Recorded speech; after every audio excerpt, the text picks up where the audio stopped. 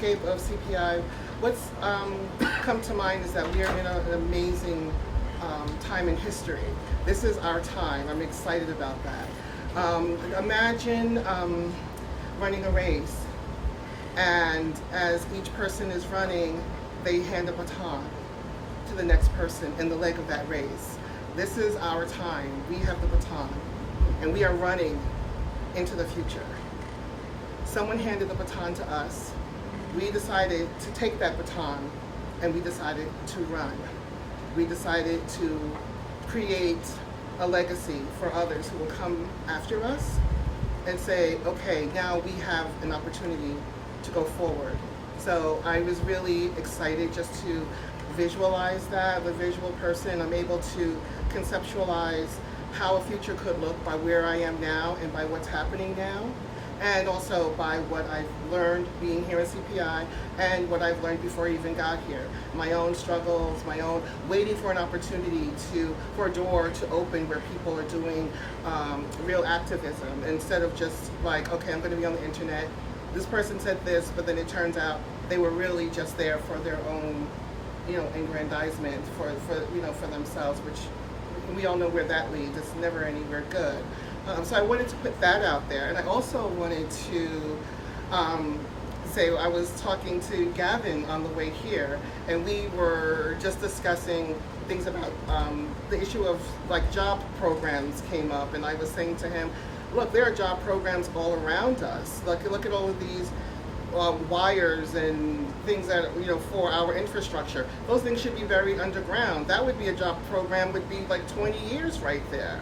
And it led me to think about a time I was having dinner with someone who was in advertising. And what they said was, wherever there's a frustration, there's money to be made. And that really stuck with me. Yeah. And so now we're in a time where America creates frustrations and they extract money from those frustrations. They extract wealth from the bottom and as they create these frustrations. Now there are good frustrations and there are bad frustrations. A good frustration would be those job programs to make sure that our water is clean, to make sure that the infrastructure is taken care of. That is going to create wealth. The wealth they say that is not here for us, it's all around us. But those corporations that own those private companies don't want to invest in the infrastructure, but they're willing to extract wealth while giving us very little service in return. And so all we do is complain about it. There's nothing we can do about it. We can't vote our way out of it. So what can we do about it? Well, we come together and then we show them that we're just not going to take it lying down. A part of, and that's important. But here's the other part. If we owned the commons, if we owned that infrastructure, right, we would have enough money. There would be enough to go around because we're not going to foul our own water. We're not going to foul the air. We are going to make sure that we have what we need to take care of each other. But the corporations don't think that way. They're very hung up on their stock buybacks. They're very hung up on, their lavish yachts, and they're willing to tell us how we should live while they take private jets everywhere. Yeah. You see what I mean? Conference. So that in and of itself is that's bold to me. And also, in my last thing that I want to say is Chairman Mao said something. I was speaking with Connor before we sat down, and he said something, and it reminded me of a quote that he said that women hold up half the sky. Yeah. And that really resonated with me because when you were just talking to me about it, it just reminded me of that quote. And how we as women in the movement, we don't have to be here. It's a very male-dominated space. So all the men know that if there are women here, we really want to be here. We have a voice, but we have a say in how this movement moves forward, how it progresses, and what we want to do to push it forward in a way that is, not so much, I'm not saying inclusive, but we do have a role here. And it is also to speak to other women as well, because a lot of them don't get it. It's very niche and it's very granular at times.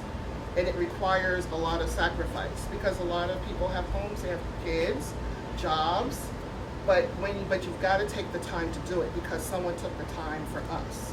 So again, pushing it forward, taking that baton and running into the future with all the knowledge, the passion, the love, everything that we have for each other. It is a sacrifice, and I'm glad to be a part of it. Thank you.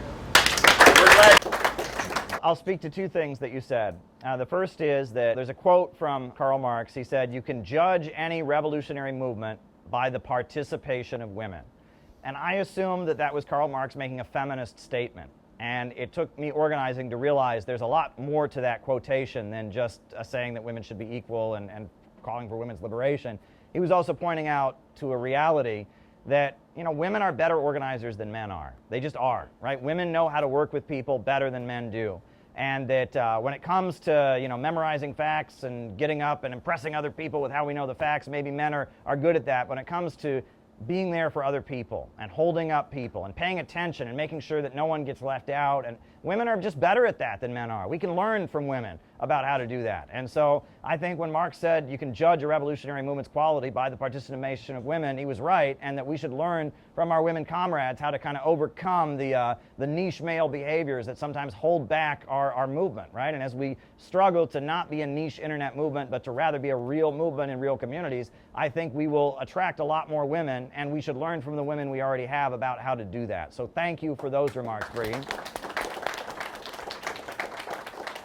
The other thing I wanted to speak to is that when you talked about the infrastructure and you talked about the financial looting, our book, What is Innovationism? It's the book that was written to be kind of the handbook to give to every new person, what is CPI all about? And in that book, we make the point that we argue that there are 4 stages of the capitalist economic mode of production, not 3. Traditional Marxism says there's primitive accumulation, there's industrial capitalism, then there's imperialism. We argue that imperialism has now entered a 4th stage. And the defining aspect of that 4th stage is the collapse of the Western countries from within. Imperialism, Lenin was observing that finance capital became dominant over industrial capital, and that the Western countries were building themselves up and making themselves more solid from within while exploiting and holding back and underdeveloping the Third World. Well, we would argue that we're now in a new phase where this international financial oligarchy that Lenin described is now also looting the First World, and that instead of building up an aristocracy of labor to make the homeland more stable, it's actually doing the opposite, and the imperialist countries are eating themselves from within. And that this is a thesis. We talk about different aspects of this, but accumulation through destruction is the name of the new period. I did not invent that. The person who did probably doesn't want credit for it. That's fine. It's not something that I discovered on my own. It's something that many people have pointed to, but we're in a stage where the imperialist financial monopolies are literally cannibalizing the homelands and primarily extracting profit not through the production of anything productive and creating and increasing the wealth of society, but by profiting off of and vulturing off of the destructive elements of imperialism and decay. And that's why the Western countries, when you talk about infrastructure, to have a strong economy, you got to have roads. The people who own stores can't make money if there's not roads for people to drive on to get to their stores, you know, and restaurants, they can't have a nice restaurant if there's not, you know, if there's not water coming out of the drinking fountains and coming out of the water system to maintain their restaurant. And that all these things have gotten neglected as the imperialist system internally just becomes more and more cannibalistic, eating itself alive to keep itself going. And with that understanding, we can position ourselves as the lovers of the homeland, as the lovers of America, battling against that financial oligarchy to build up the homeland. And that gives us an opportunity to kind of completely reorient ourselves in how to look at the struggle against imperialism. Like it was put by Keith, we want to free America from the American empire. And that's a new approach, and it's exciting. It's an exciting approach, but it requires us to go out and innovate, and that's what we're doing.